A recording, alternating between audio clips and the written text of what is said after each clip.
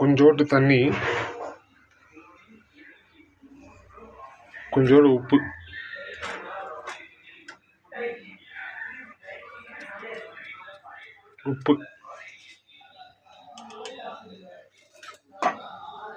இதை நல்லா கலக்கிடுங்க. உடம்புல எப்படி நோய் கிரியேட் ஆகுதுன்னு காட்டிடுறேன். கலக்கியாச்சு.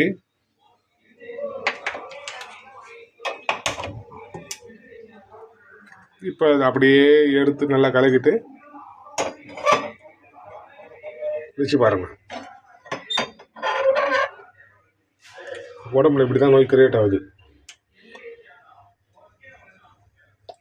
எவ்வளோ தண்ணி கரைஞ்சாலும், தண்ணி ஆவியானாலும் திரும்பி உப்பு நின்றுடுது. இப்போ இந்த உப்பு உடம்புல போச்சுன்னா kidney, liver, lungs, heart, including brain எல்லாத்தையுமே உங்களை டேமேஜ் பண்ணிடுது.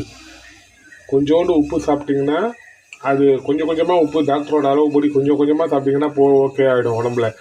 ஆனால் இதையே 3 வேளையும் நீங்கள் சாப்பிட சாப்பிட சாப்பிட சாப்பிட உடம்புல எல்லா உறுப்பும் டேமேஜ் ஆகிடும்.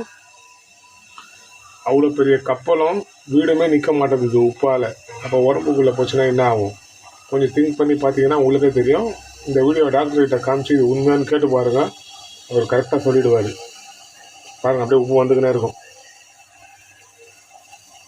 உப்பு வந்துக்கினே இருக்குது பாருங்கள். திரும்பியும் போட்ட உப்பு, கரைஞ்ச உப்பு எல்லாம் திரும்ப ரிட்டர்ன் வந்துடும்.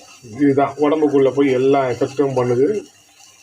உங்கள் ஃப்ரெண்ட்ஸு, நண்பர்களுக்கு எல்லாருக்குமே ஷேர் பண்ணி விடுங்க. கொஞ்சம் ஆரோக்கியமாக வாயை கற்றுக்குங்க.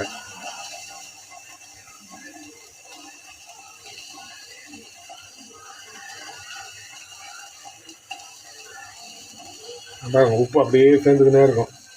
கடைசியில் தண்ணிலாம் காலியானோடனே ஃபுல்லாகவே சேர்ந்துடும். போட்ட கரைஞ்சி போன உப்பு திரும்பி அப்படியே படிஞ்சிடும்.